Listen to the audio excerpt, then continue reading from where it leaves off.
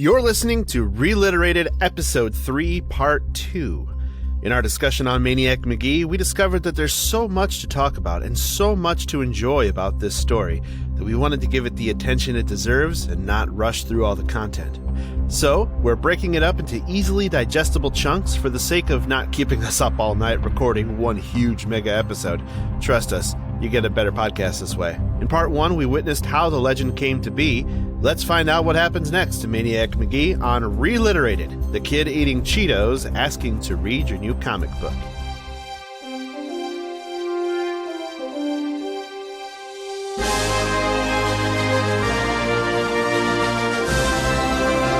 And welcome back to ReLiterated, the lowbrow book club where three completely unqualified man-children read the books we grew up with, were assigned to read in school, or were otherwise popular during our childhood in the 90s. We reflect on the lessons we took away from them back then and compare them to how they read now that we're grown-ass men.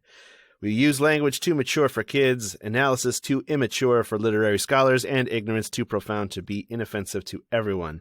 And we want to welcome you back to Maniac Magee. This is Episode 3, Part 2.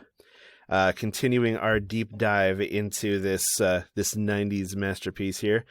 If you're here, hopefully you've already listened to Part 1. If you haven't, please go back and do that, because we are going to pick up where we left off at the end of the first episode, or the first part of the episode. In fact, we're going to pick up immediately, so here we go. Yeah, and then all of a sudden, no. So that's when Maniac Magee said. Yeah. But yeah, where we left off was the Beals home got graffitied with chalk in an attack on, well, all of them really, but specifically Maniac for being a white kid in a black neighborhood. Yeah, he showed up and what was left was Ishbelly go home. It was written in chalk, and Mrs. Beal was trying to get it off the side of the house as quickly as possible, but they failed in stopping Maniac from seeing the graffiti on the side of the house. At this point, Maniac doesn't really know what to do, and Amanda is trying to get him to stay. She doesn't want him to go, for probably a number of reasons.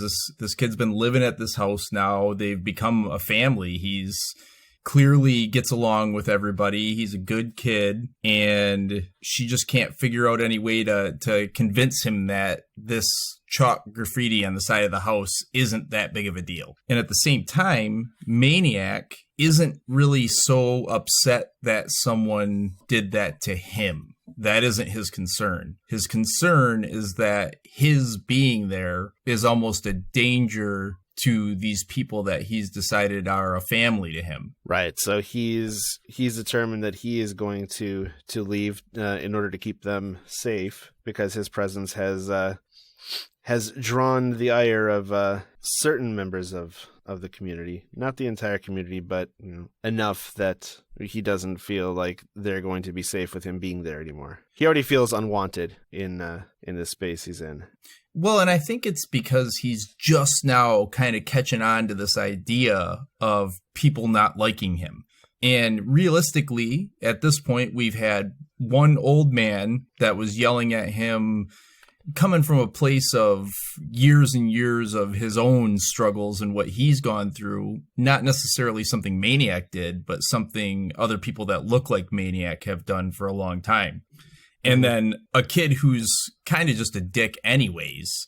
It's not so much for Mars. I don't necessarily think it's a race thing. It's I don't like this kid thing. And it just happens that he's white. And because of that, the racial things pop into it for him, because he's just a kid too. So, right. Yeah. And it's like the easiest thing in the world when you don't like somebody.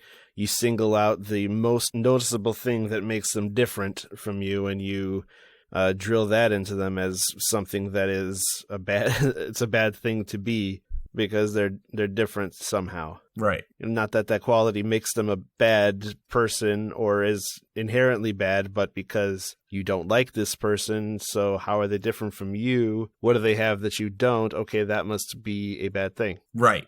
Because at this point, realistically, the Beals like him, hands down likes him. All the people he's been playing sports with like him. You know, they've given him a nickname. They trash talk with him. They accept him trash talking without any kind of ire going towards him.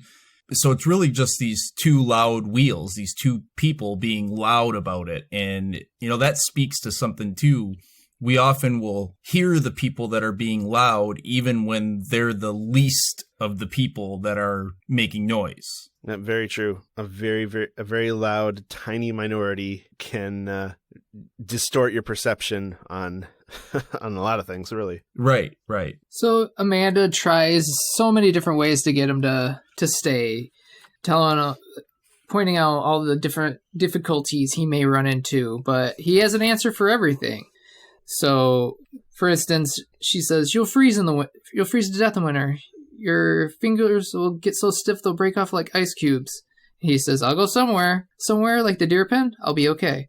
Because, again, he's lived in the deer pen before. He's been on his own for a couple years now. So he obviously knows how to live as a homeless person. In Maniac, unlike one of the things that's different about him is he doesn't necessarily have the same wants as other people. We could all survive without television, without cars, without all these without things. Creature comforts. Yeah. Right. We could survive with all these things, but we don't want to necessarily. We don't choose to.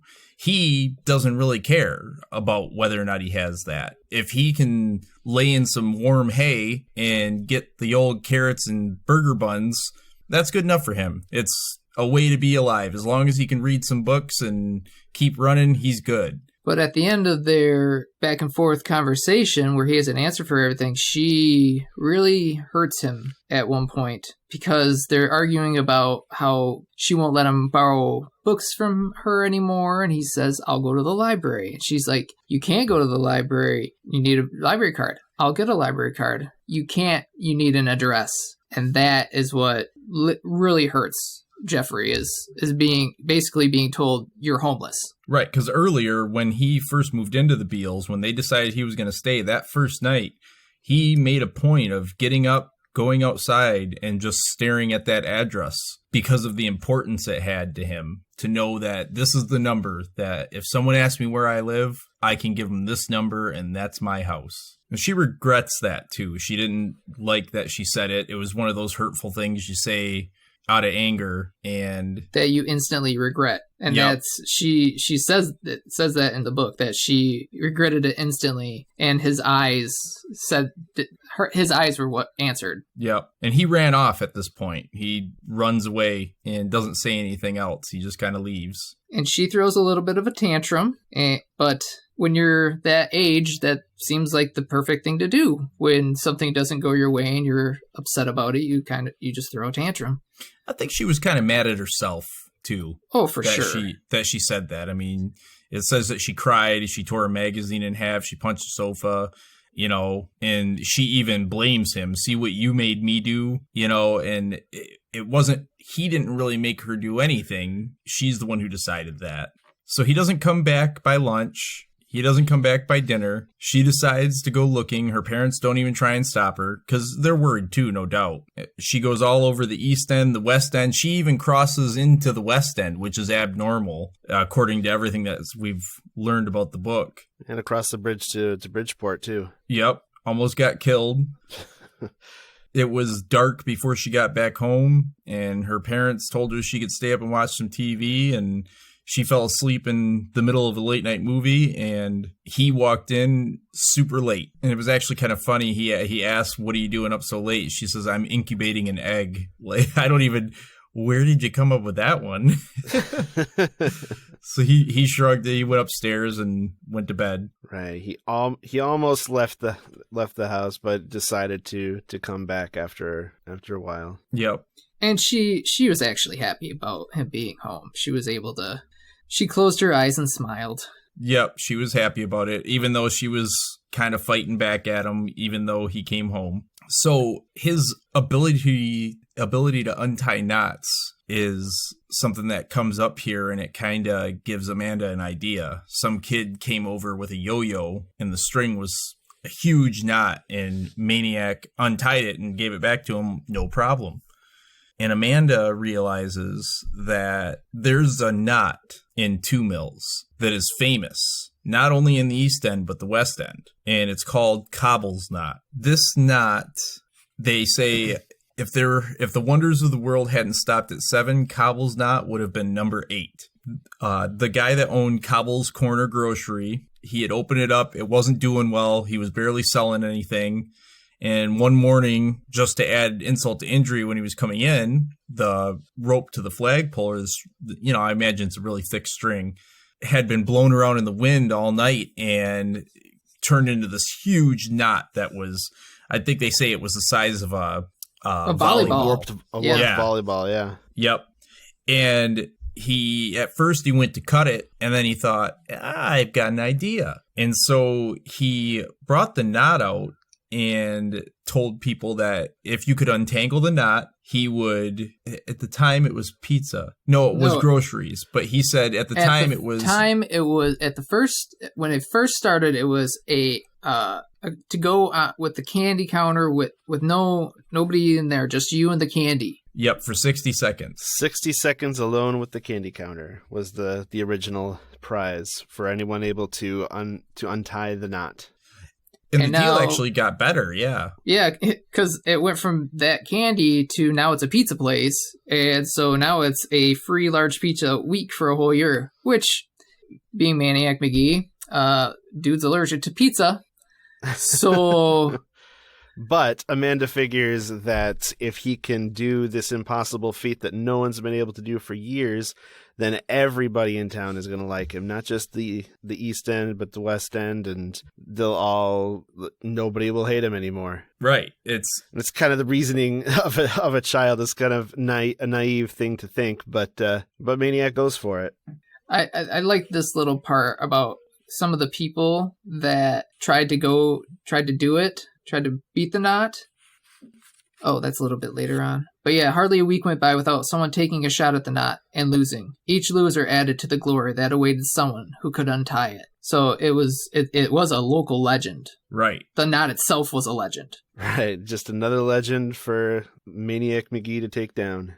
And he even says to her with a grin on his face, that maybe she's just after the pizza because she knows he can't eat it, and she's like, no, it's not it. The pizza's not the point. They do have a really good brother and sister relationship. I do. Yeah, they do. Yep. Just the way she says his name, Jeffrey. Yep. They describe it when they come out with the knot for him to actually untie it. The Cobble's knot was about as friendly as a nest of yellow jackets. And not only was it tangled, but it had spent years outside getting crusted and, snow, salt, rain, all that stuff just building up on this knot. And at some point they had would bring it in after people were done with it. Well, when it dried after having all that stuff on it, would have gotten mildewy and just really tough to try and do. But they set up the challenge for Maniac to tackle, and you can tell that he's just reveling in the challenge. He's sitting there turning the knot over, checking it out, poking and prodding it, playing around with it, and a whole bunch of people from town come to see his attempt. Well, not at first. Only a few people were watching at first. Only a few at first. But this was my favorite part. And half of them were Hex Angels, a roving tricycle gang of 4 and 5-year-olds. So in my head, I saw this group of little kids wearing leather jackets on big wheels. That was the big wheels. That was exactly what I thought of. Yo. Oh man, it was just great imagery in my head. I was just like, this is hilarious. Just imagine that kid with the big wheel in The Incredibles. Yeah. Who's just waiting at the end of the driveway for something incredible to happen. Yep. Just times 6 or 7 of those kids. So, but they can answer after a few minutes. They think it's only going to, because they think so highly of Maniac, they think he's gonna kill it in just a couple of minutes, but it's not that kind of knot. Nope, so this they is went a little off bit too zooming much. off to find somebody to terrorize these 4 and 5-year-olds. By themselves. Note too, these are 4 and 5-year-olds, and we're unsupervised 4 yeah, and 5-year-olds. They're unsupervised riding tricycles around town. How old's your youngest, It was Harold? the 70s. Clark will be Clark? 5 in June, and there is no way I would let him go anywhere outside of my sight right now. Can you imagine just a group of a handful of kids Clark's age just riding around and terrorizing That's terrifying. people? Yeah. I don't know if I'm more scared for them yeah. or for the people that they're going up Right. against. But yeah, Clark would be the leader of the Hex Angels. He would be the ringleader with an iron fist. So he is messing with the knot for quite a while. He's just poking at it, prodding, and pulling at little spots. Not too much, never anything that would tighten it here or loosen it there. And people are all watching him, and they're like, "What the heck? He's not even doing too well here. This knot's gonna beat him." And when it comes around to lunchtime, everybody had walked off. But when lunchtime rolled around, people started coming back. And now grown-ups, black and white grown-ups, kids, they're all there because Cobble's Corner's on Hector. And so that's the dividing line between the East End and the West End. And it's, this event is bringing people out to come together to watch it because they all know who he is and they want to see if he's going to do it because they've obviously heard at this point that he unties knots like a master. And what did the people see when they got there? The knot had grown, swelled, exploded. It was a frizzy globe. The newspaper the next day described it as a gigantic hairball, which is kind of gross if you think about it. Right, yeah. This is a big enough happening that the newspaper picked it up. I mean, it was back in the, we'll say 70s or 80s, whatever. And it was Cobble's about knot. a lot of local things. Yeah, but it was an event, Right. in the town of Two Mills. But he had it practically at loops at this point, and finally somebody yells out, he found the end. So he found something that no one else had found up to this point, and everybody started applauding because it had to have been exciting. I mean, you see this kid doing this, and no one's ever gotten anywhere with it. Cobble's was selling pizza left and right. They were selling Zeps, which is a kind of steak sandwich. It is a sandwich. Of soda. Yep. I was going to say, let's what explain a Zep what a was. Zep is. Yeah. So a Zep is a type of sandwich. It is on a type of hoagie, but it's a little bit wider, and it is made with, I believe, with salami, onions, and tomatoes. A peppercorn salami, provolone cheese, tomato and fresh onion, oil and oregano, and it's a sandwich that's native to Norristown, Pennsylvania. It sounds Which again delicious. Is the Two Mills basis. So a very regional type of sandwich, kind of like the Philly cheesesteak of a small Philadelphia neighborhood. I mean, that does sound really good to me. I had a JJ Gargantuan today with extra items on it. So that kind of sandwich be right up my alley. I'm not a fan of, vegetables, so I'll Yeah, pass. me You neither. guys are I don't both really anti-veggie. I'm not a fan of like tomato and onion on my sandwiches. So, I mean, the peppercorn salami sounds real good, and the cheese. I'll get one of those. But anyways, Cobble's Knot originated as kind of a publicity thing to draw in business for Cobble's Corner because the business wasn't doing too good, and so he set up this challenge to bring people in. And boy, is it working today with this Maniac kid tackling the monstrosity that it's become. Right, he's probably selling enough pizza, enough sandwiches, enough soda, all that to pay for the year of pizza once a week. So It was so notable that Mr. Cobble came out. He tried to give Maniac some pizza, but obviously he's like, no thanks. But he did get soda, and this is where he gets the first taste of the Tasty Cake Butterscotch Crimpets. in these butterscotch crimpets, I will say that when I read about these years ago, I thought they were like Werthers.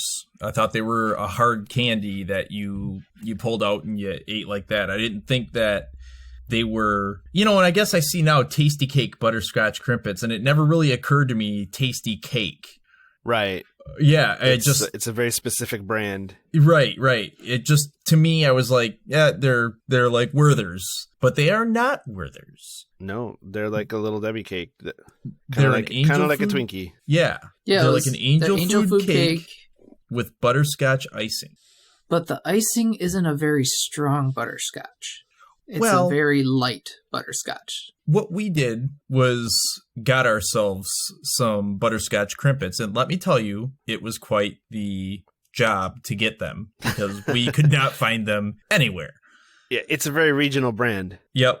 And Tasty Cake has actually been sold since then to another company. So even the butterscotch crimpets that we were able to get are not necessarily the same butterscotch crimpets that Maniac Magee ate. So I guess I don't know if the butterscotch was more butterscotchy at that time, or maybe we just hear butterscotch and we're like, it's gotta be heavy butterscotch, but they weren't at all what we expected. No. Right. I associated them with like the butterscotch flavor of Dum Dums lollipops, and I never really particularly liked those, but I do feel like I'd be able to recognize the flavor of them. And, right. Yeah. Harold and I ordered some off of Amazon. That's how we acquired ours. Josh was able I went to 7 stores. Tell us about your odyssey in locating butterscotch crimpets, Josh. I had to go. I went first. I just was like, oh, it says right here on the internet that they have them at Walmart. So I went to Walmart. They didn't have them. I went to another Walmart. That was one of the marketplace ones. They didn't have them. I went to multiple types of grocery stores and Dollar Generals, and they had Tasty Cake, but they didn't have the butterscotch crimpets.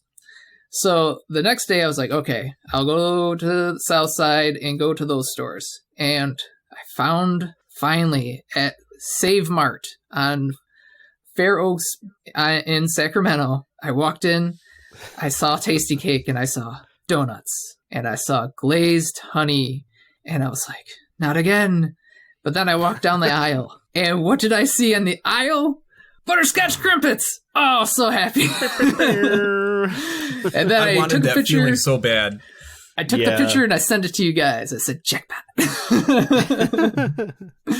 Every store I went to, I was like, come on, butterscotch crimpets. And I did not find them. Ended up having to order them. Even after I ordered them, I still went out and tried to find them because we weren't sure if we were going to get them in time.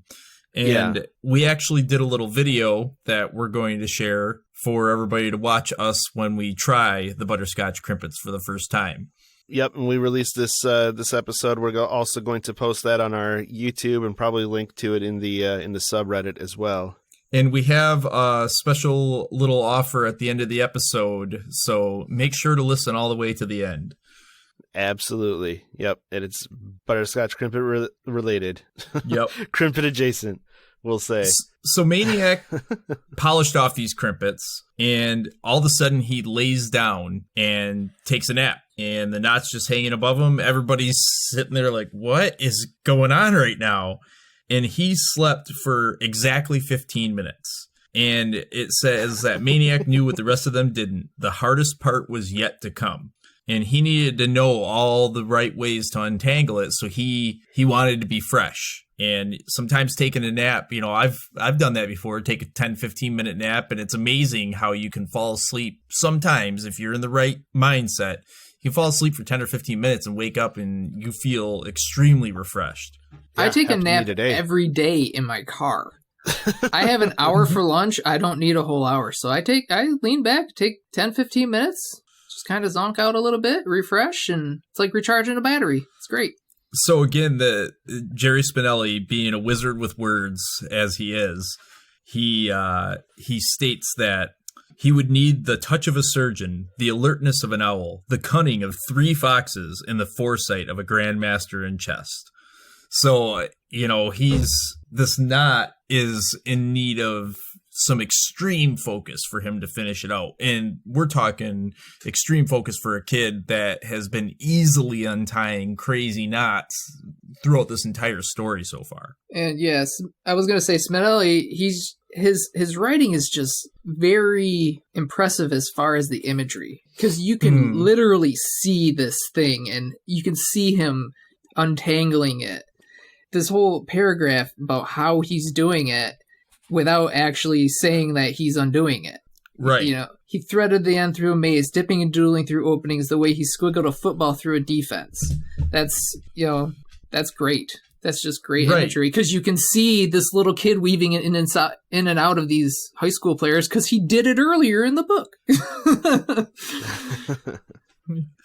You know, I want to say this right now because it just came to my mind, but for my entire life since reading this book, one of the things that has probably kept it in my mind for the longest is I've always imagined Maniac Magee to be wearing gray sweatpants and a blue hoodie. And that look, which I've seen on movies and TV shows, you know, you see this, especially 80s movies and TV shows.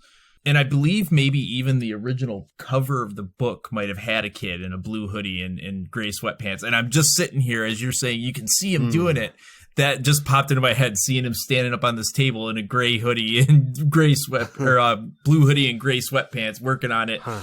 And I don't know. It was just weird because when I originally thought to say something about this book, the first image that came to my head was that some kid wearing those clothes. And I'm like, I don't remember the name of the book, but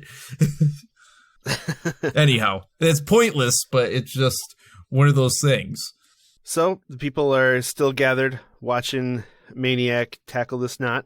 They were munching on Cobble's pizza and spilled across Hector Street from sidewalk to sidewalk, saying ooh and ah. And then around dinner time, the crowd went nuts. He had done it. The knot was dead. The knot was dead. There was no longer a knot, just a string. It was not anymore. No! You better not mention that again, cocksucker.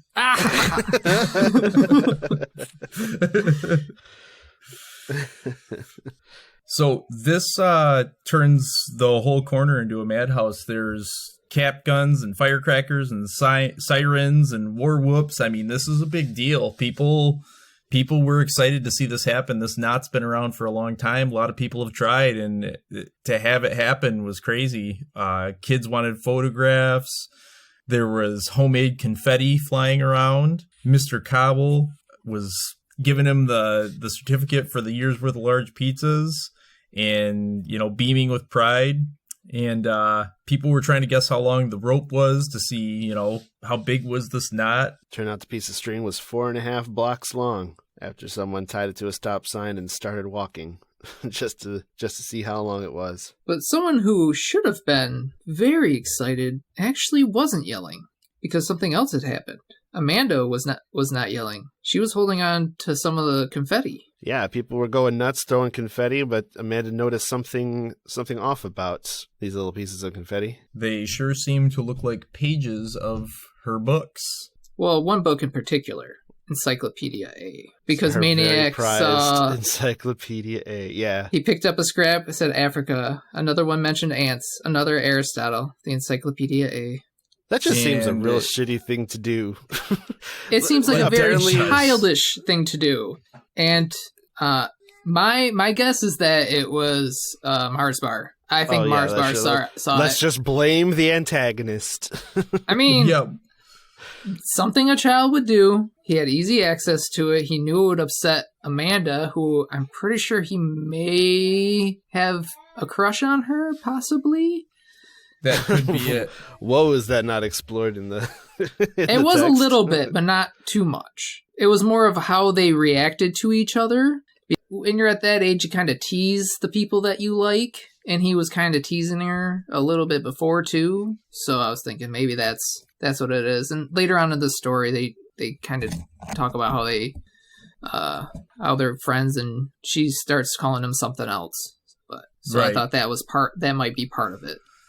And that could be, but he also wanted to hurt Maniac, and he knew kind of that hurting Maniac was best done by hurting people around Maniac. Because at no point did Maniac seem like anything he had done up to that point to him specifically really bugged him. He pushed him, he shoved him, he yelled at him, he bumped him, he had done all these things, and Maniac was kind of oblivious at that point. But the moment that he hurt Amanda's family in whatever way, whether it was writing the fish belly on the side of the house or tearing up this book.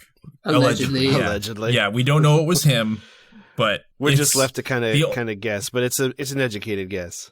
It's an educated guess, yep. So but the fact of the matter is that now Amanda specifically is hurt, and that is the straw that broke the camel's back for old Maniac. Yep, he couldn't do it anymore. He couldn't stay there and worry about hurting them anymore. He didn't want them to pay the price for him having a home. And so he left. He went up Sycamore Street, and he got to the corner of Hector. But then, who was waiting for him? McNabb and the Cobras. And they saw that he had his certificate, and they're like, "Hey, come here. I heard you got your prize. Come on, come back." So he turned and he looked at the other side, and who was on the other side of the street? The Mars Bar. The Mars Bar crew.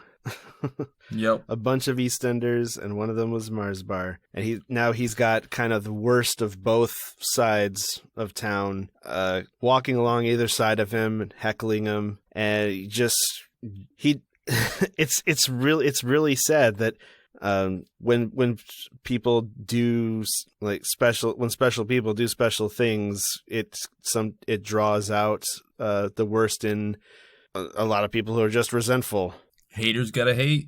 Yeah, but do they gotta? I mean, come on. Well, no. Haters gonna hate, I think haters is how it's said. Gonna. Yeah.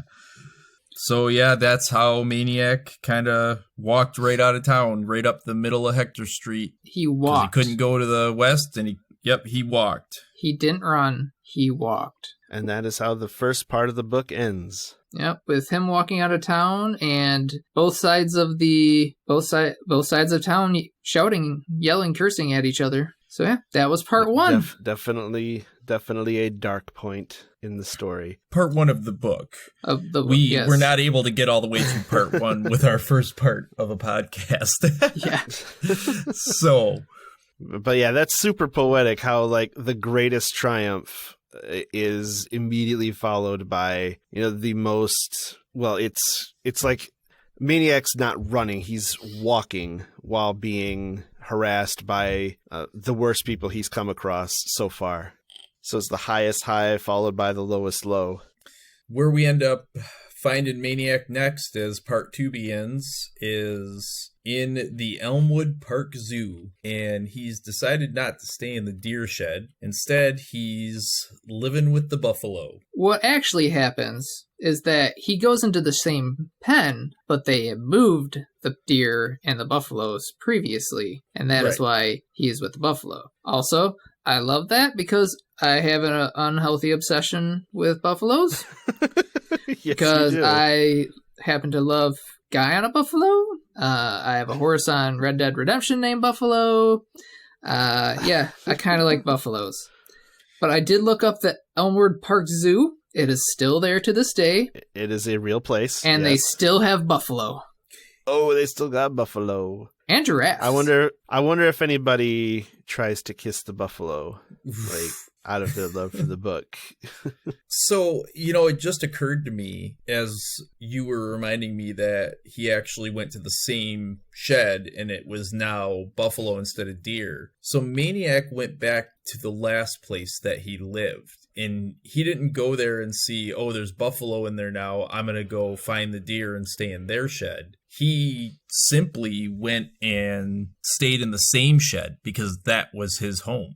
It's revealed later, like he thought the deer were still there, but it turns out it was the buffalo, but he stayed there anyway. So whether he was there for the deer or for the specific place, I don't know. Well, I'm thinking that the reason he stayed in the deer shed was because he figured the deer would be I don't know, less likely to trample him or something, which isn't necessarily true. I mean, I've watched videos of deer standing up on their hind legs and straight boxing people.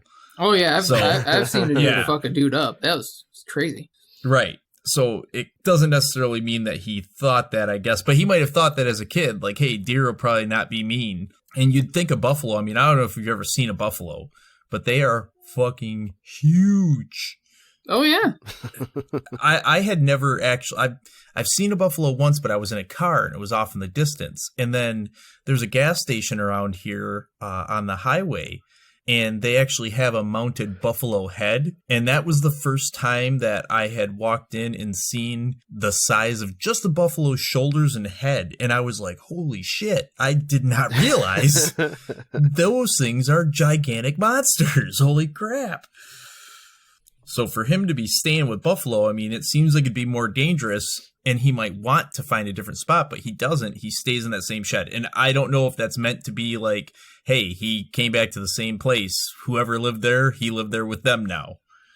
I think he just feels that it's a safe place. He's never been hurt. No one's ever gone after him there. He just kind of keeps to himself when he's there. He's only there at night. So he just, you go where it's safe. Safety is a big part of the human condition. So if you don't feel you're safe, you can't sleep. So that's what my conclusion was. Again, buffaloes are fucking huge. I would not feel safe sitting there sleeping with a goddamn buffalo next to me. Anyways, he's going into this pen, and he's been staying there for a little while, and the baby buffalo is kind of getting used to him. Mama buffalo doesn't seem to necessarily like him, but doesn't really care that he's there.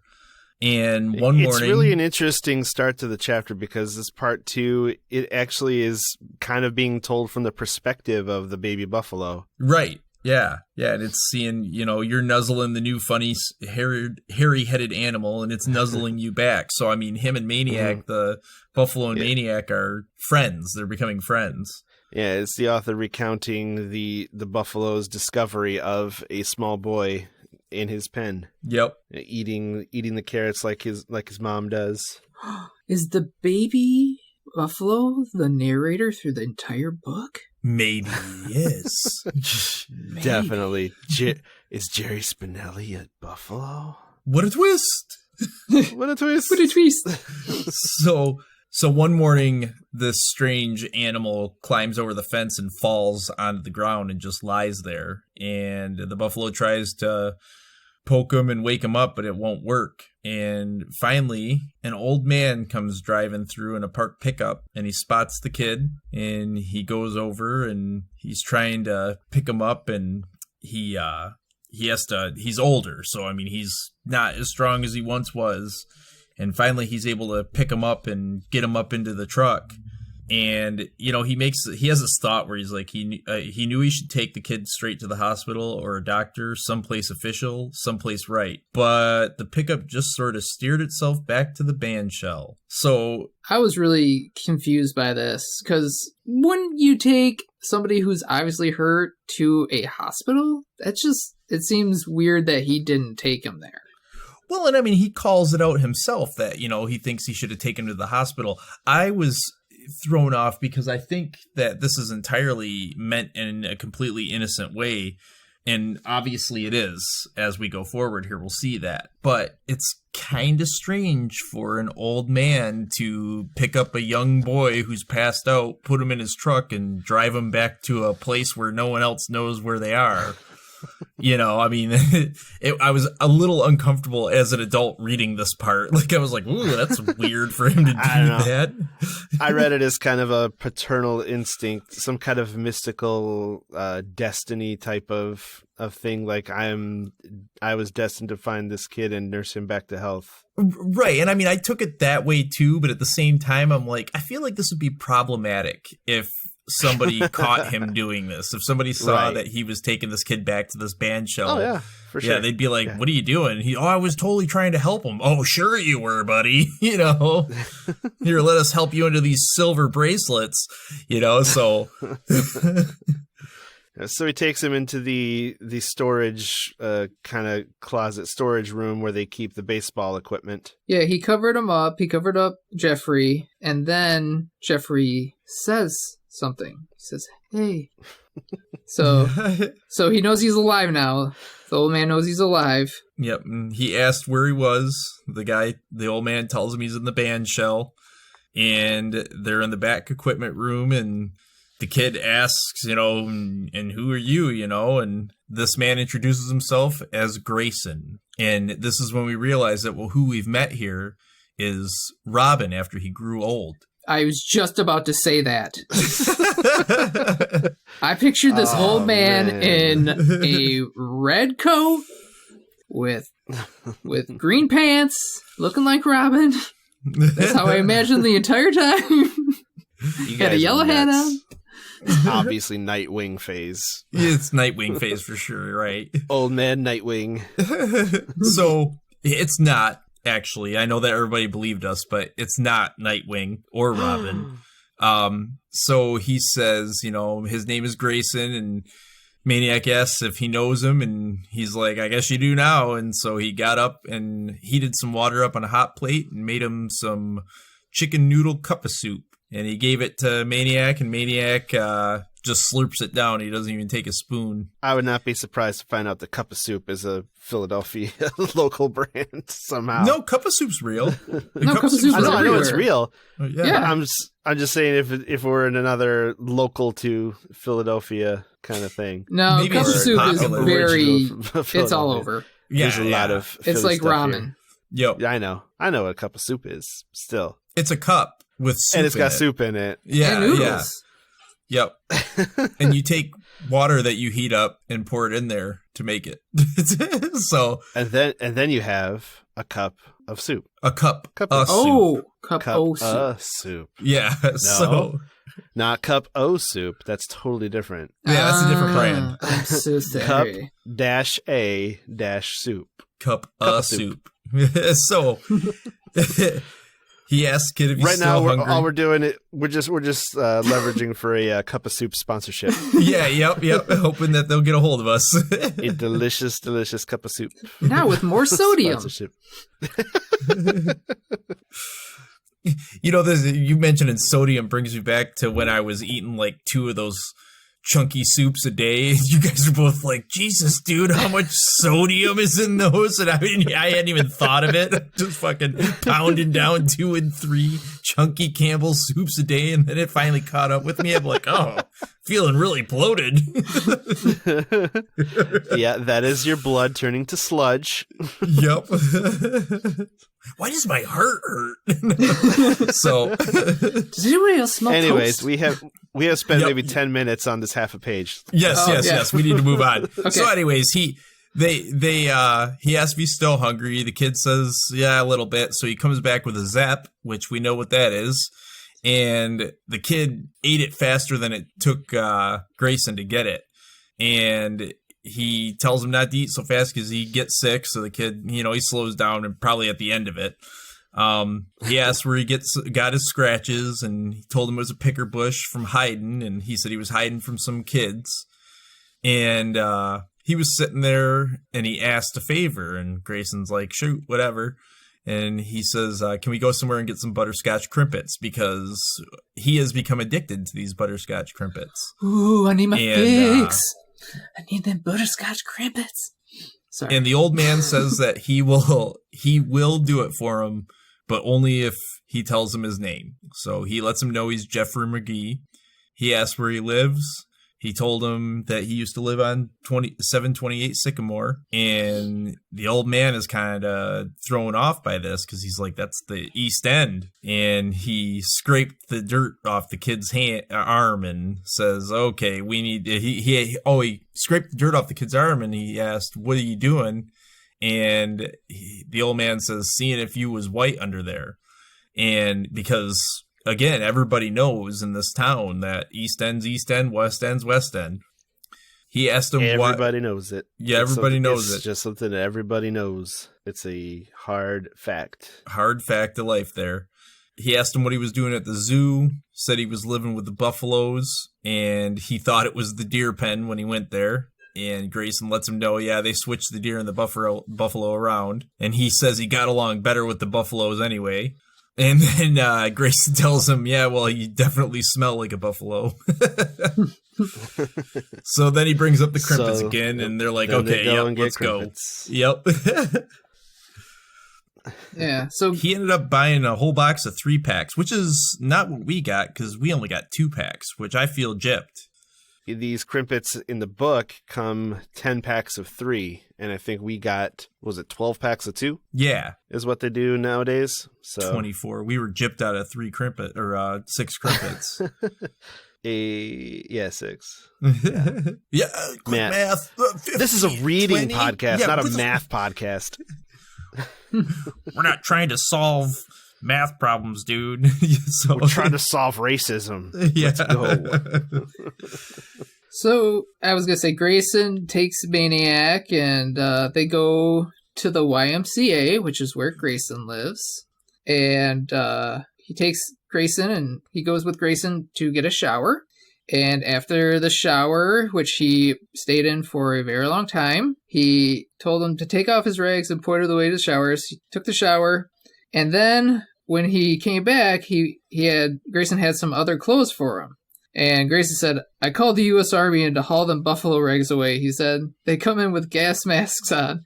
They used tongs to pick them up and put them in a steel box. And they took the box away to bury it at the bottom of the first mine shaft they come to. That's a great dad joke. Yep. Oh, Totally. man. I had that underlined as well. Yep. If you didn't bring it up, I was going to. They both laughed uncontrollably at that. They laughed and laughed. This is kind of the beginning of a great relationship for Maniac. This is when they and start Grayson. Truly bonding. Yep. So Grayson wants to know what he's going to do, and he says Maniac's first thought is a job. He says he could work for the park, and Grayson's like, yeah, well, where are you going to stay? And Maniac's like, that baseball room is perfect. I mean, shit, I was covering up with hay at night. And Grayson asked him, what are you going to do about school? And Maniac was getting some butterscotch icing off the wrapper. And Maniac Grayson didn't really like asking questions, and he really hated waiting for the answers, and I imagine asking a second time. And he asked him, what about school again? And Maniac's like, what about it? And he's like, you gotta go. And he's like, I'm not going. And he says, you gotta go. And he goes, not if they don't find me. Because I mean, at this point, he's been avoiding school for... It's nearly got to be 2 years at this point, because he spent quite some time living with the Beals. And then there's that whole lost year between, what was it, the town he ran away from? Hollidaysburg, yep. Hollidaysburg and 2 Mills. Yep. Where he didn't go to school at all either, so... And He's it's been out getting of to school be for a while. Yeah, it's end of summer, so that happened. The cobble's not happened in August, and we have to imagine it's been a couple weeks since then. Because, he's had a little bit of food while he was living in the buffalo pen, but the reason he passed out is because he hadn't been getting enough food. And he's also been kind of on the run from bullies. Mm-hmm. Hiding in picker bushes, so it's more added stress than he had before. And he let Grayson know that he didn't like school because it's like a home, but you can only stay there during the day, and that everybody has to leave, and you can't use it as an address, and because an address is where you stay the night. So, you walk in without knocking, and everybody uses the same toaster. So even that, where everybody talks to each other and uses the same toaster. So he's even saying, like, it doesn't matter if you live in a house with the numbers on the outside. If nobody talks to each other, like his aunt and uncle, and you got a second toaster so that you aren't using each other's toaster, then that's not a home either. Right. A house divided is not a home. Yep. And he lets Grayson know that if he tries to make him go to school, he'll just start running. And Grayson believes him. And so he takes him back to the bandshell. Yep. Just as Maniac was finishing the last of the 30 crimpets. Yep. He's just packing these things away. Well, they went to a diner, and they ate a bunch of food, and they got coconut custard pie for dessert. And while Maniac was eating that dessert, Grayson asks, them black people, they eat mashed potatoes too? And Maniac's like, are you kidding me? And he's like, yeah, Mrs. Beale used to have potatoes a lot, mashed in every other way.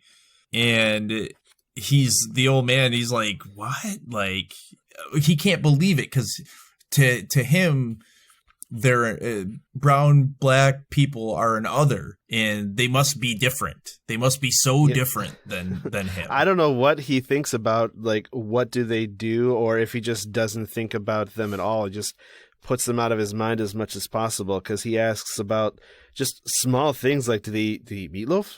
The meatloaf? Do they got toothbrushes? Do they got toothbrushes? You know, just the most basic things. Like, they're human, so yeah. Right, but I mean, that speaks to something. That speaks to this idea where you have these stereotypes of how people are, and he's blown away that they eat mashed potatoes and meatloaf. You know, he probably thinks they eat certain things, and that what white people eat is different things. And it's just interesting to see. He's not even like saying anything bad about anybody. He's just kind of curious. Like, yeah, I've never really asked. I don't really know. So it was just interesting. And he asked about cake, and he's like, yeah, Mrs. Beale makes the best cake in the world. You know, like, what are you asking here, dude? So, what confused me about this was he's been out of that town. We'll learn shortly that he's been a lot. He's been all over the place. Yeah, he's traveled. So he played baseball all over. So to not know these things, it's very interesting. Yeah, it is kind of interesting. But I mean, he might just not have been interested in knowing before also. Right. Well, this is what brought interest to him. This is somebody who actually lived in the same house, you know, so... And he said, Maniac even says, Grayson, they're just regular people like us. Exactly. And Grayson says, I was never in a house of theirs. And he says, well, I'm telling you, it's the same. There's bathtubs and refrigerators and rugs and TVs and beds. And Grayson is like, ain't that something? You know, and he's just blown away by this. Damnedest thing. That's the damnedest thing, yeah. But, you know, I mean, he's interested. He wants to know. And it's one of those things where at the time, obviously in this town, they're separated at least. And maybe that's just a inconsistency because you're right. He did travel all over. But as far as it goes for the story, it's not that he doesn't like anybody. He just doesn't know because it's not something you ask. It's natural not to in this town. So after this, they go back to the equipment room, but Grayson actually offers for Maniac to come stay at his place at the Y because the floor is pretty hard. But Maniac, he feels he's touched by the offer, but he wasn't going to do it because of all the bad luck he's had with parents over the years, is what the book says. And so he's not ready like, to trust again. Yeah, it's not bad here, and and it isn't terrible. Like for homeless kids sleeping on those chest protectors, and for Jeffrey, I think that would actually be better because again, he doesn't like beds. He doesn't like sleeping on a scoop of mashed potatoes. So yep. So he's like, thank you for the offer, but I'm good here. Yep. He patted the pads and was like, I can sleep here. And he tells Grayson he needs to tell him a bedtime story. And I liked a little back and forth here because Grayson's like, I don't have any stories. And he's like, yeah, you do. And Grayson says, not me. And Maniac's like, well, you lie in the baseball fields. You live at the Y. You drive the parked pickup. You like butterscotch crimpets. And Grayson says, not as much as you. I was just eating them to be friendly so you wouldn't have to eat them all by yourself. And then Maniac calls him out, liar! Yeah, and he says, and there's another thing about you, Maniac joked, you're a liar. And they laughed. Yep. But this is when we find out what Grayson used to be. So Grayson's about to leave, and then Maniac calls out, what did you want to be when you grew up? He says, a baseball player. And he turned out the light and left. And then next morning, who's there? Grayson comes in with breakfast, and Maniac ribs him a little bit. You sent me to bed without a story last night. But Grayson, again, he's like, I don't have a story. Yep, I don't have any story to give you. Maniac, the way he does, he pries a little bit, and actually got him to say a few things. And he was like, well, I just got to the minors. And to Maniac, this is amazing that he was that good that he could get to the minor leagues, whereas Grayson feels as a failure because he never made it to the majors. Right. And that's one of those things where it's like, you know, I mean, I don't know a lot about baseball, but I can't imagine that getting to the minors is any easy I don't think that I could just run out, start playing baseball tomorrow and get into the minors. So, I mean, you got to have some skill to be there as well. You can't make it to the majors without getting to the minors. So, obviously, it's got some bearing on it. And I love this little bit of writing here.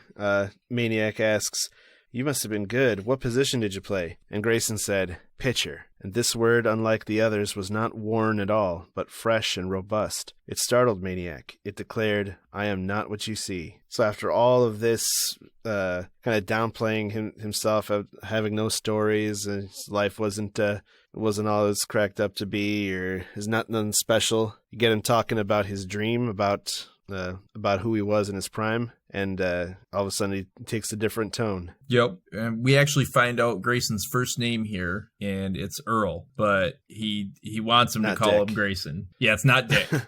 It's Earl Grayson. Dick Grayson. It's Dick Grayson's cousin. Yeah, twice removed. Yep. Yep.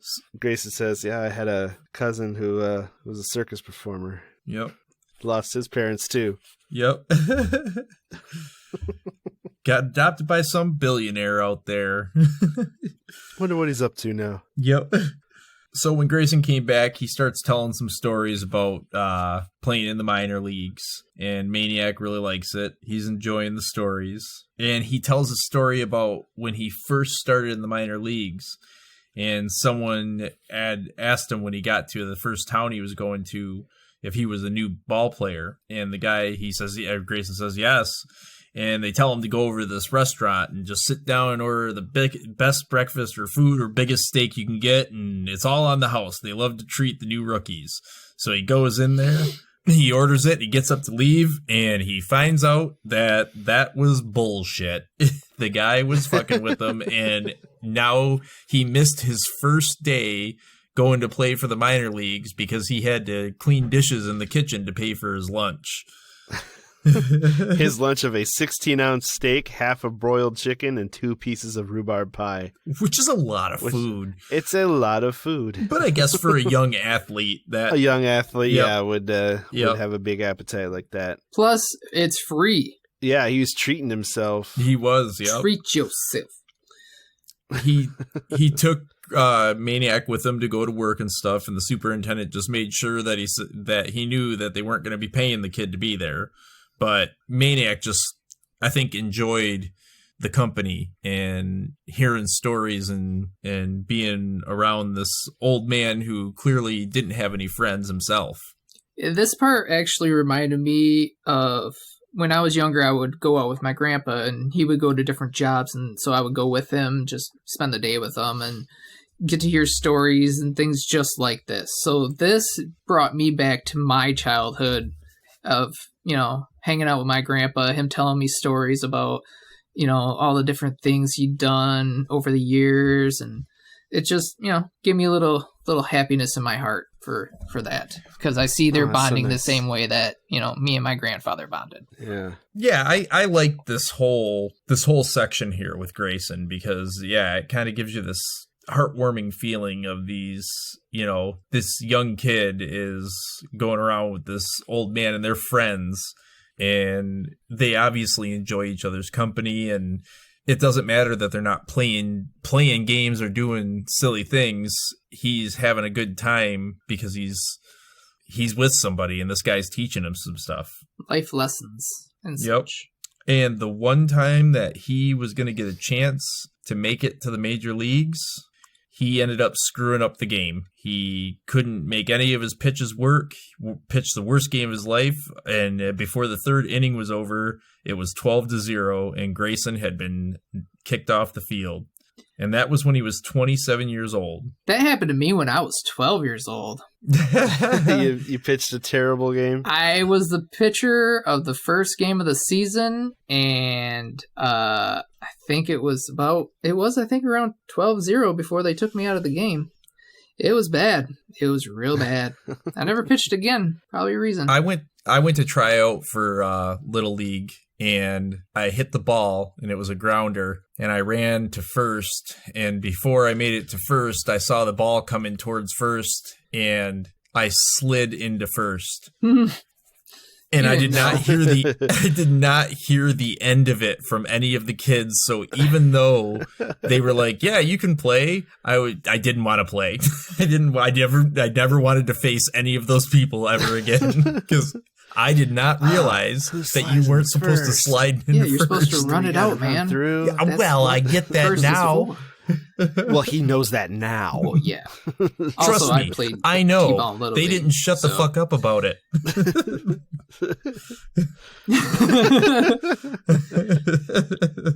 Well, if it makes you feel any better, I wasn't very good at baseball, even as a pitcher or outfielder. So I just stopped after, I think, 12 or 13. Here's the thing that sucks even worse. I'm actually not bad at baseball. Anytime I've ever played baseball, like just to have fun with people, I can throw the ball really well. I can catch the ball really well. I can hit the ball really well. I'm fast when I run. But, at the time especially, I was just really insecure. And so having a bunch of kids teasing the shit out of me and not letting it go for days, there was no way. I didn't want to face them anymore.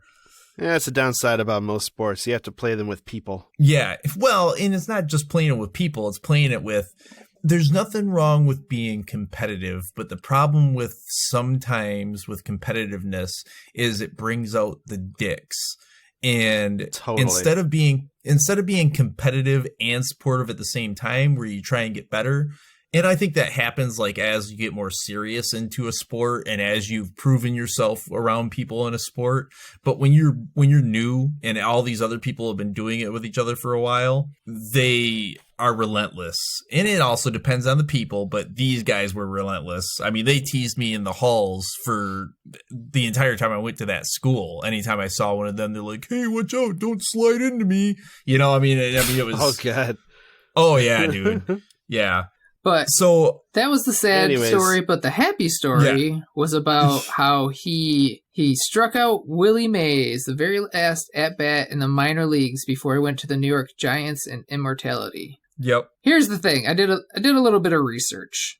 Willie Mays' last game was actually against the Sioux City Sioux, and so it doesn't really line up, unfortunately.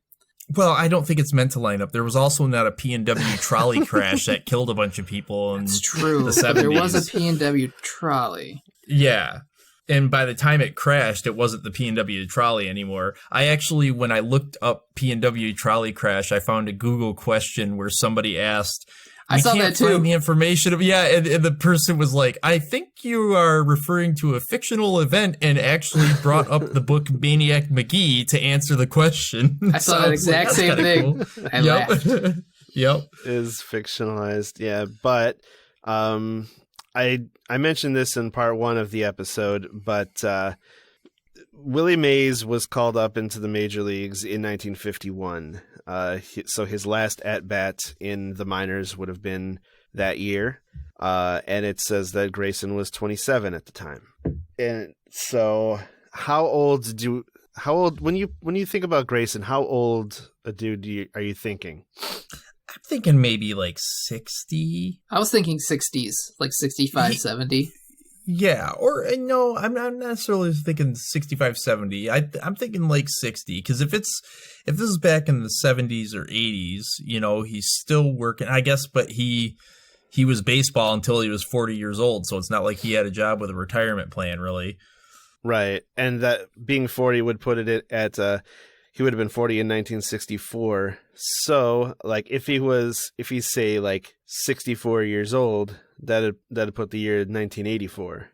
Okay, that feels kind of right for this. I could see a town still being pretty divided in 1984. I mean, we still have towns today that are still kind of divided like that. Oh, yeah. Yeah, so that makes sense. But yeah, they mentioned how they can't talk about these stories without playing baseball. Well, it starts with Maniac just pulling out a baseball glove and kind of tossing a ball into it by himself. And then they end up tossing the ball back and forth. And next thing you know, they have to be outside because they're throwing the ball. And next thing you know, Grayson's kind of teaching him how to play baseball the right way, not just here's how you hit the ball, here's how you throw it. He's actually showing him how to play the game. I like the line, with a ball in his hand, the park handyman became a professor. Mm-hmm. And stiff, crooked fingers that grappled clumsily with crimpet wrappers curled naturally around the shape of a baseball. Yep. So he had a ball that he threw called the stop ball. And we know that Maniac Magee is killer at hitting balls. And this ball, he could hit it, but he could never get it out of the infield. Apparently the ball, when he would throw it, it looked like a normal ball. And then as it got closer to the plate, it might as well have just stopped and dropped on the ground, which is clearly a fictional throw. I mean... No, it does it's not obey the laws of physics. I looked it up. It's not? A The stop ball ball's real? A stop ball is a type of knuckleball. So it's not an official type of pitch, but you can use it like, in a pickup game or something like that. So you're never going to see it in the major leagues. Okay. The closest you'll get to that is a slider, but it does exist. It's a type of knuckleball. Okay. Huh. And I looked it up. I was like, oh, really? Because I thought it was fake too. I just looked it up, and the first thing that comes up is Maniac Magee. What is the definition of a stop ball? So, I mean, again, this is a book that I don't think a lot of people either remember or even read, but it has some love out there for sure.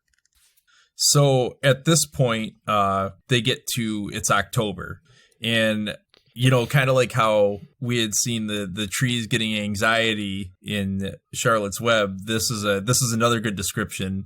The trees trimming the field were flaunting their colors.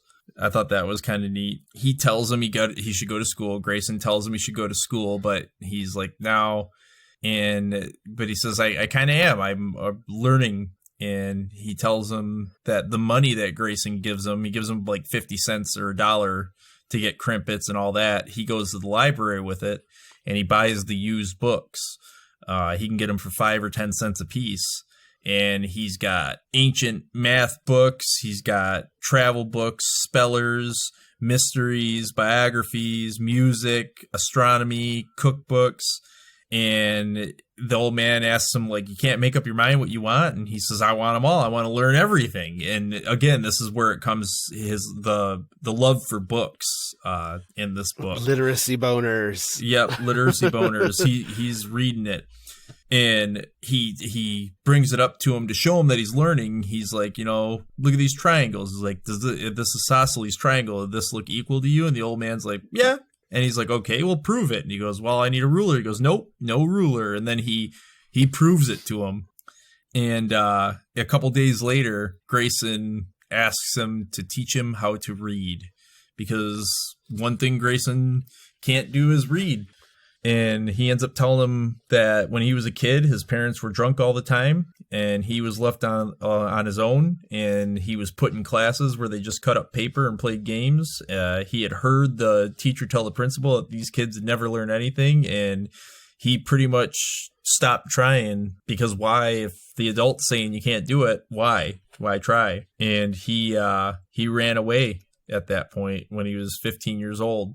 So he was like Maniac. Yeah. They're actually homeless. really similar. Yep. Whoa. No wonder It's they a get parallel. along. Yeah. Well, and they're both loners, kind of. I mean, Grayson, when he met Maniac, was a loner. That's true. Yeah. So he switches to working part-time. Of course, the superintendent makes sure he knows that he's not going to get paid for the time he's not there, which, I mean, clearly, guy, but you don't have to say it. So, yay, capitalism. They went to the library and they bought some children's books, something that'd be easy for Grayson to learn how to read. They went and got a blackboard and a piece of chalk, and Maniac went to the task of teaching him how to read. And I really loved the descriptions of him learning how to read. And yes. The old man showed an early knack for consonants. Sometimes he got M and N mixed up, but the only one that gave him trouble day in and day out was C. And the way he describes C, he describes it, Grayson thought of it like a Bronco that he got dared to ride when he was in Texas. And they say it as he would saddle up that C, climb aboard and grip the pommel for dear life. And old C, more often than not, it would throw him. Whenever that happened, he just climbed right back on and ride her some more. Pretty soon, C saw who was boss and gave up the fight. But even at their orneryest, consonants were fun. There's that folksiness coming back in and Oh, yeah. giving an unconventional characterization to certain things. Well, and Very entertaining. I hadn't really even thought about this until, I'm sure I have before. I'm sure it's even been brought up to me before, but he says vowels were something else. He didn't like them, and they didn't like him. There were only 5 of them, but they seemed to be everywhere. And he noticed that, some of the consonants you don't see in all the words, but it seemed like you couldn't get past a syllable without running into a vowel, which is true. I mean, they're the backbone. Basically, in order to make a word, you need a vowel. Yeah, you have to have them. Trying to think of a word that... I'm trying to think of a word without a vowel myself. I'm pretty sure that's impossible. Because it's A, E, I, or U, and sometimes Y, which is why we have words like bye. There is a word without a vowel. Well, there's a couple, but I don't even know that I would call them words. Nth to the nth degree. Okay. Okay. Yeah. Okay. Shh and psst and which are technically words. Mm-hmm. That's another one. Yeah. Mm-hmm. The longest word without a vowel is rhythms, but Y is there. Sometimes Y. And Y, sometimes Y. So, yeah, all of the words without vowels that are actual words have Y in them. So, no, technically, there are no words without vowels. Awesome. Yep. So, they keep going through the baseball themes here and stuff. He says he's looking at these vowels as his best knuckleball come back to haunt him. And he says the kid was a good manager and tough. So, I mean, even like he's thinking about it like that. And finally, Maniac writes a sentence on the blackboard. And Grayson looks at it and reads, "I see the ball." And Maniac loses his mind, like, "Yes, you're reading." And it said, Grayson's smile was so wide he'd have to break it into sections to fit it through the doorway. So, I really like this part in my head because the way it sounded in my head was great. It was Maniac whooped, "You're reading." "I'm reading." That's how it sounded in my head when the old man said it. I was just like, that's great. Hooray! Hooray for school. Hooray for school! Hooray for school! Hooray for me! The first book Grayson reads is The Little Engine That Could, and the kid didn't really make a huge reaction to it, but he did end up clenching his fist and saying amen. And Grayson's confused by that because he's like, who prayed? And Maniac's like, you don't got to pray to say amen. It just means you're happy. You're just excited. You really like something. And so next thing you know, Maniac was hugging Grayson, and Grayson was awkward about that. Like, he had never really done that kind of stuff before, hugged another person. And so he ends up making Grayson a... cornbread muffin, because at this point Grayson keeps bringing stuff over for him, and he's got a refrigerator, he's got a bunch of plastic plates and dishes, he's got a mat that was brought over to him, but the kid doesn't sleep on the mat, he only sleeps on chest protectors, he's got a chest of drawers, and at this point he even notes that it's actually homier than his room over at the Y. So Maniac is just being a great host. He's offering him, he's like, butter? And he says, sure. But this, I really like this. Something to drink with that, sir. Nah, muffin's enough. The apple juice is excellent, sir. It was a great year for apples. That's just great. Good banter.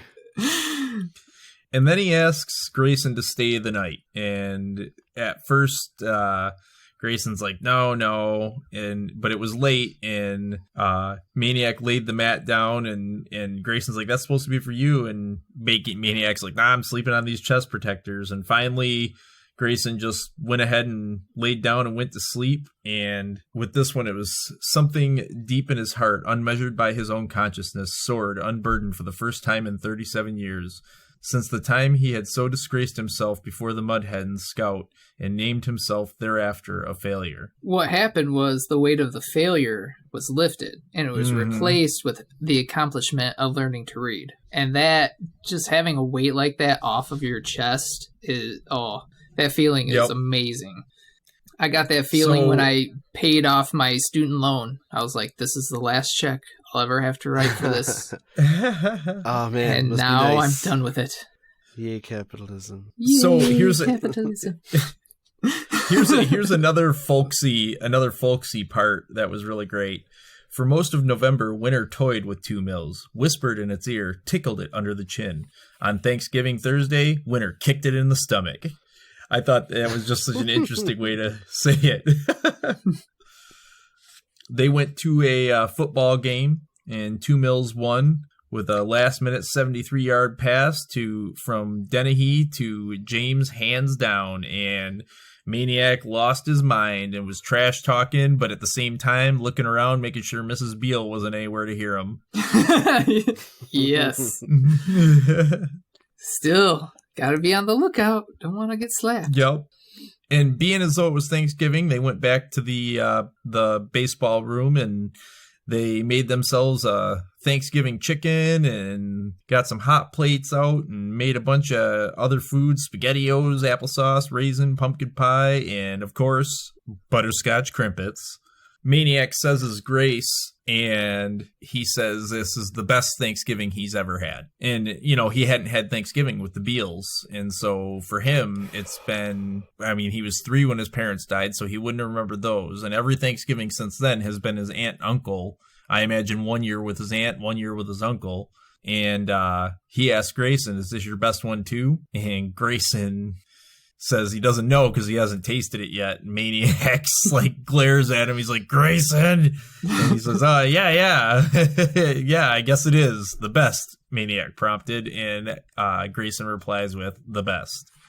And, he goes on to say thanks for the place that they live and how Grayson had been learning to read. And he made sure that to ask that the Beale family were doing good, and hopefully they knew he was wishing them happy Thanksgiving. And they stuffed their faces and they listened to a bunch of polka records. I have something to put in about this polka. What are you guys familiar with polka other than Weird Al? My mom's side of the family is named Nowak, sir. Okay, so you are obviously know about polka. I know about polka. Andy? Nope. I am mostly Spanish and Irish, so we don't do such silly things as polka. We flamenco dance with potatoes. There's no Spanish polka? There's Mexican polka, mariachi, but... Right. That's not Spaniard. It's not Spanish. That's Mexican. So the area I'm from, there's one town called Ubly, which is, I believe, 90% Polish people. So I heard Polish music and polkas growing up at weddings, at just various things. So I know multiple polkas. So the fact that this guy has 31 records of it, that's mind-boggling. That's so much polka. That's very Bavarian. Oh, he's in Frankenmuth. He's just a Frankenmuther. I know about polka. I've heard polka over the years. I can say that I could not discern one polka song from another polka song. They, to me, right, all sound very similar. Yeah, I can agree with you. Yeah. The Beer Barrel polka is in my head right now.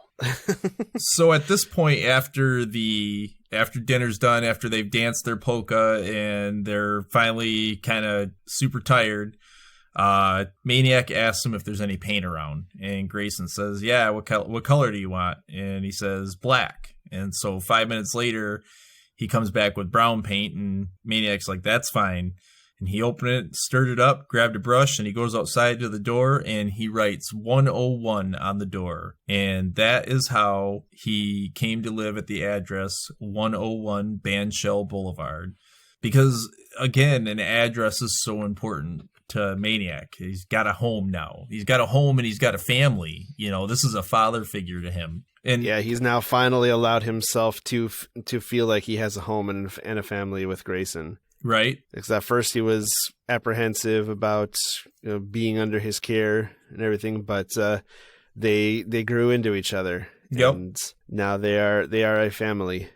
And Grayson doesn't really take to trying to be a dad or a father figure in the way where he tells him what to do or gives him discipline. He takes to it in more of a, I'm your friend, I'm here to help you, I'll tell you stories, right, and we can be buddies. And that's what Maniac needs, because he can obviously take care of himself. So we move from Thanksgiving on to Christmas pretty quickly here. Grayson's fully moved in at the Bandshell at this point. The guy over at the Y lets them use the showers over there so they can stay clean. And they've put a wreath on the door, and there's nowhere to put a candle for the window, so they use some spray snow on the window. They had decorated the inside of this Bandshell room like Santa's workshop, basically. And they got so off into decorating that they ended up even going out into the woods and decorating a couple trees out in the woods because they just couldn't get enough decorating trees. Grayson made a wooden reindeer that was big enough for Maniac to sit on. And yeah, these guys just were loving the Christmas spirit. I really this is a very folksy sentence. It was about how they were trimming the outside tree. And it says, this time the ornaments were nature's brilliant red and yellow necklaces of bittersweet, pungent pine cones, wine-red clusters of sumac berries, abandoned bird-bodied boats of milkweed, delicate thumb-sized goblets of Queen Anne's lace. So the imagery's still very powerful. Yeah. No, I loved it all through this book. He nails it on the imagery. And the folksiness of it. Yep. So on Christmas morning, Maniac was the first to wake up, as kids are wont to do. He wakes Grayson up, and they turn on the space heater and kind of get bundled up, and they went outside into the morning, the dark part of the morning yet. And so they went to the trees in the woods and they checked those out. And then they ended up going to a den where they figured some muskrats lived. And they put the old man put a pine branch on the doorway, probably to keep out the cold. And Maniac said Merry Christmas. He whispered Merry Christmas to him. They went to the zoo, and they went up and they were wishing everybody at the zoo, all the different animals, Merry Christmas. He went to the buffalo pen. He jumped in there, and he had made a scarf for the buffalo. It was actually like 4 scarves tied together. And they nuzzled each other and headed back to their place as the town was waking up. They had eggnog and hot tea and crisp cookies and carols and colored lights and love for breakfast. Love for breakfast. Love for breakfast. Maniac's gift to Grayson was a pair of gloves, a woolen cap, and a book. But this wasn't a book that you buy at the store. It was a book made out of construction paper and staples. And he had written it himself and drawn stick figures, and the book was titled The Man Who Struck Out Willie Mays. And Grayson read it for him. Well, he read his name in it, and I'm sure he read it for him too. And when Maniac started opening up he got a pair of gloves, some butterscotch crimpets, and a Snow White never used baseball. And he was super excited about all that. But then, of course, Grayson reaches down into another baseball bag and pulls out something he's been hiding, and it's wrapped in newspaper. And when Maniac gets it open finally, he realizes it's Grayson's old ball glove. And, to most kids, it would have just been a piece of crap ball glove that was already beat up and ruined. But to Maniac, he knew this ball glove had memories. It was a ball glove that knew how to play. And so it states here, the boy could not take his eyes off the glove. The old man could not take his eyes off the boy. And you know at this point that Grayson loves Maniac and he would do anything for him. They sat there, they listened to Christmas Polka, and it clicked off, and it was quiet after that for a long while. And then 5 days later, the old man was dead. I literally broke when I read that sentence. I bawled. Another example of like the highest high crashing to the lowest low. Yep. Yeah. It's like they could not be closer together, could not be more loving and cheerful, and then with no reason given, just 5 days later he was done. Yep. He died. Yeah. That's got to be devastating to the psyche. Oh man. Of this kid. Grayson was usually the first one out of bed. And on the morning of December 30th, when Maniac woke up, it wasn't the silence that woke him, it was how cold it was. And he went over to Grayson and he tried to shake him. And when he took Grayson's hand, he noticed he was cold. And so it must have been that just he had frozen to death. I don't know that he froze to death. I think he was old just body couldn't take the cold. I don't know that it was that either. I think he was just an old man, and he went in his sleep. Yeah. His heart grew 2 sizes that day, but you can't survive with an enlarged heart. Right. It's hard to survive with an enlarged heart, and that's what happened on Christmas. But so Maniac ended up not going to tell anybody right away. He just kind of laid down and sat there holding on to Grayson's hand, and by the time he had any ability to move, he sat and read the books all day, all the books that Grayson had read. And by the time he got up to go, he noticed it was dark out. So he just decided to go to bed. And when he moved the chest protectors over to lay down and go to sleep, that was the first time he cried. The funeral was awful. It was only Maniac Magee there to mourn. And not even the zookeeper, the superintendent, or any of the people that knew Grayson, as far as he knew, showed up.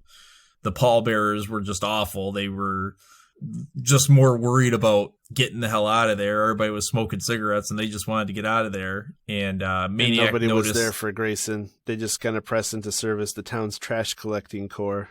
Yep. So it was just a bunch of dudes hired for the hour to bring the body in and bury it. Yep. But the minister was either really, really late or wasn't going to show at all. It reminded me a lot of Scrooge's funeral in A Christmas Story. Yeah. Where no one remembers Christmas Carol. him, no one's there to care for him. It's just, and it's sad. It's really sad. It's sad, but this one has a little bit of light to it, because even though there was no one else there, had he not met Maniac and had they not built their relationship, Maniac wouldn't have been there. And Maniac doesn't even stick around.